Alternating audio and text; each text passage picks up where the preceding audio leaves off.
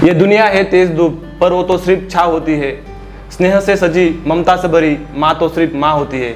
आज हमारे साथ जुड़ी है पद्मश्री सिंधुताई सपकाळ माई, एक ऐसी महिला जिन्होंने शमशान की चिता पर रोटी पकाकर हजारों लाखों अनाथ बच्चों को पाला है और भिक्षा मांगने तक का काम किया है उन्होंने। उनकी संघर्ष भरी कहानी देखकर बाहर से मोटिवेशन लेने की जरूरत ही नहीं है।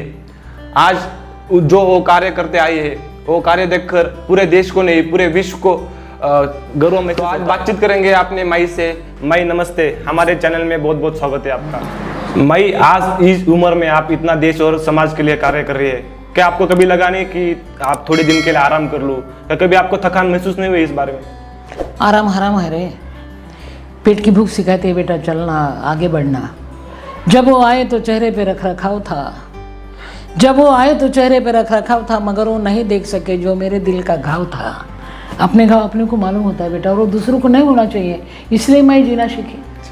मैंने जो खाया बचा वो दूसरों को खिलाया, दूसरे का पेट भर गया, बचा खुचा मैंने खाया, बस 50-50।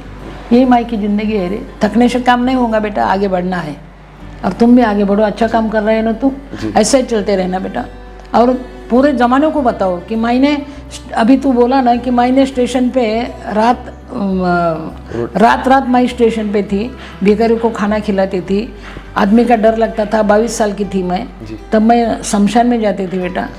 और शमशान में जाने के बाद मेरे को ऐसा लगता था कि क्या शमशान है, क्या आखिरी है, अभी जीना है या मरना है। यानी मेरे जनाजे के पीछे सारा जहां निकला, मगर वो नहीं निकले जिनके लिए जनाजा निकला। जिसके लिए जनाजा नहीं निकला उसके लिए जीना चाहिए। ये मैंने तय किया और ज़िंदगी शुरू की। हज़ारों की माँ हो गई, 750 पुरस्कार मिले बेटा, पद्मश्री अभी मिली। और बेटा 350 गया कि मैया हूँ मैं। खाटिक को गया बेचते लोग, मैं छुड़ा के लाती और वो मेरे भी बच्चे हो जाते बेटा। बस यही। और ये बात है बेटा कि बेटा कफन को जेब नहीं होती, आदमी खाली हाथ जाता है। मेरी ज़िंदगी ने यही सिखाया कि कफन को जेब नहीं होती और मौत कभी रिश्वत नहीं लेती। रिश्वत नहीं लेती रे, मौत तो आने वाली है, जाने वाले हैं अपन, मगर जाते दम तक जिन्ने हैं तब तक इसको जिंदा। भिक्षा मांगकर हजारों से ज़्यादा बच्चों को कैसे पाला आपने? मेरे पास बहुत खूब होता तो मैं नहीं पालते। मेरे पास कुछ नहीं होता, इसीलिए टिम्बर का मैं जागा भरा मराठी में बोलते हैं ना। मेरे साथ कुछ नहीं था, पेट में भूख थी, इसलिए मेरी भूख दूसरे को भूख तक पहुंची। बस ये करना नहीं था रे, मेरी वो ताकत भी नहीं थी बेटा। जो मेरे को मिला, एक दिन मैं मरने के लिए जा रही थी और एक भिखारी जोर जोर से रो रहा था। रात के 2 बजे थे स्टेशन पे, मैं स्टेशन पे रहती थी। और वो रोते रोते बोल रहा था कि बाबा मैं अभी मरने वाला हूँ, बाबा मेरे को प्यास लगी, बाबा कोई हो तो मेरे को पानी पिलाए। मैं उसके पास गई, सही तो मैं मरने के लिए जा रही थी, मगर मैं उसके पास गई, मेरे पास रोटी थी। मैंने उसको बोला बाबा पानी पी के मत मरो, मेरे पास रोटी है, रोटी खा के पानी पी के मरो ना। मैंने उसको रोटी खिलाई, पानी पिलाया, वो मरा च नहीं ना। वो मेरे तरफ देख के हाथ जोड़ रहा था, अन्नदाता सुखी भव। फिर मैंने सोचा अरे इसको मैंने थोड़ा सा खाना दे दिया, बच गया, मरा नहीं, फिर मैं क्यों मरते। चलो मरने वाले के लिए जीना सीखेंगे अपन, मरने वाले के लिए जिएंगे। बस ये करार किया और जीना शुरू किया, जानबूझ के कुछ। हमने सुना है कि आपकी गाय के तबेले में डिलीवरी हुई, क्या है वो कहानी? बेटा ये माई की कहानी नहीं है, पूरे ज़माने की महिला की कहानी है जी। जब मेरे पति ने मेरे को पेट में लात मार मार कर ढकेल दिया था, हम गाय के तबेले में थी, बेहोश थी, मेरे को बेहोश में बच्ची हो गई थी। क्या करूँ मैं, इधर उधर गया, दौड़ रही थी, मगर एक गाय मेरे आंख पर खड़ी थी जी। उसको मानवता किसने सिखाई रे। फिर वो चिल्ला चिल्ला के मेरे को उठा रही थी। तब मैंने सोचा एक गया मेरे को बचा सकती, तो मेरे को मरने का अधिकार कहाँ है। फिर मैंने उस टाइम पत्थर से मेरे बच्चे का नाल तोड़ा बेटा और जीना शुरू किया।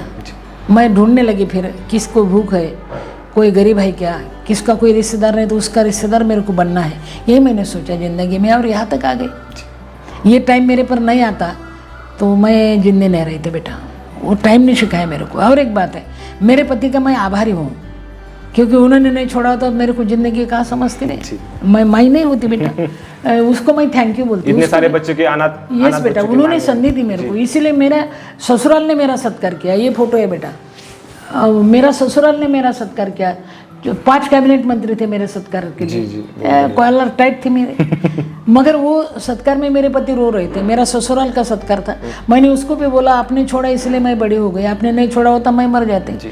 अभी बिल्कुल यहाँ चिल्लाना नहीं, रोना नहीं, मेरे पास चलने का। जी मगर एक बात है, बच्चा बन के आओ, पति बन के नहीं। जी वो पार्सल को भी मैंने उठा के लाया, 6 साल मैंने उसकी सेवा की, मेरे घर में ही गए वो भगवान के घर, यानी मैं पति की भी माँ बनी रहे। ये हर पत्नी ने सोचना चाहिए कि अपन देश के लिए है, समाज के लिए है, गरीबों के लिए है, भूखों के लिए है। बेटा मरना नहीं, जिंदा रहना है। खुद को नहीं जीना है तो औरों के लिए जीना सीखो। जी और फिर मैं बोलती कि ये भी कुछ कम नहीं, तेरा दर्द छूटने के बाद हम अपने पास आए, दिल टूटने के बाद दिल को टूटने दे मगर जोड़ना सीखो जिंदगी से। मैं इस संघर्ष से ये पता चलता है कि जितने भी संकट हमारे लाइफ में आते हैं वो अपने अच्छे के लिए आते हैं। देखो ना, जब आपके पति उस समय आपको छोड़ के नहीं जाते तो आप इतने सारे अनाथ बच्चों की माँ नहीं बन पाते। पति मेरे को छोड़ के नहीं गए, पति ने मेरे को छोड़ा रे। हाँ मतलब बात तो वही है। और एक बात है बेटा, जिंदगी तब समझ में आती है जब आदमी अकेला होता है। जी भूख लगने के बाद समझते इसको भी भूख लगी है। यानी मराठी में बोलते ये थे पाहिजे जातीचे, वही मेरी कहानी थी रे बेटा।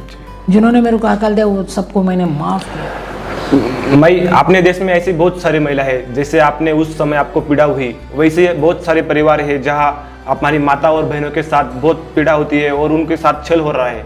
ऐसी महिलाओं ने क्या करना चाहिए? बेटा छल हो रहा है, महिला का ही ज़्यादा छल होता है, इसलिए उन्होंने उस पर खड़ा होना चाहिए। जी और जब अपन संकट के ऊपर खड़े होते हैं ना, पूरे संकट कमजोर हो जाते हैं, अपन जिंदा रहते हैं। जीना सीखो, मरना नहीं। मरने वाले के लिए जीना सीखो, तुम्हारा दुख खत्म होता है। मैंने वही किया, दूसरा क्या किया मैंने? बहुत सारे दारू पी के मारते पीटते, मतलब बहुत सारा छल हमारे देखने को मिल रहा है महिलाओं को। क्यों पीते हैं वो दारू? उसको बोलो ना, अरे ऐसे नशा पी जो उतरने वाली च नहीं, ये उतरने की नशा क्यों पीता है? ये पीने वाले बच्चों को भी मैं बोलती बेटा उतरने वाले नशा मत पियो। बेटा तुम्हारा घर है, दार है, 2 बच्चे है, पत्नी है, बेटा मत पियो। बेटा ये उतरने वाले नशा में मत पियो, ऐसा नशा पियो कि जो उतरने का च नहीं, बस आगे बढ़ता जाएगा, अच्छा काम हो जाएगा। अरे बेटा जिंदा रहो, जियो और जीने दो, बस यही माई का कहना है। माई कहाँ से आती है इतनी एनर्जी, और आप इतना संघर्ष और पीड़ा होने के बावजूद भी एक समाज और देश के लिए अच्छा कार्य कर रही है आप? वो क्या होता है बेटा, भूतकाल साथ में होता है ना, यादें हैं आपके वादे हैं, इससे जिंदगी नहीं कटती है, तकरार इरादे हैं। फिर भी दिल में खुशी है, दिल में खुशी है, जिंदगी में बाहर है। मैं मर नहीं सकती अभी क्योंकि आपका इंतजार है, जमाने का इंतजार है मेरे को, उन्होंने देने का मैंने खिलाने का, बस इसलिए तो मैं जिंदी हूँ। ये माँ ने जिंदा होना चाहिए इसलिए मैं जिंदी हूँ बेटा, माँ को मरने का अधिकार नहीं है। मैं धन्यवाद, आपने आपका अनमोल समय देकर हमारे YouTube चैनल में। मैं भी खुश हूँ आप मिलने से। जी नमस्ते। नमस्ते।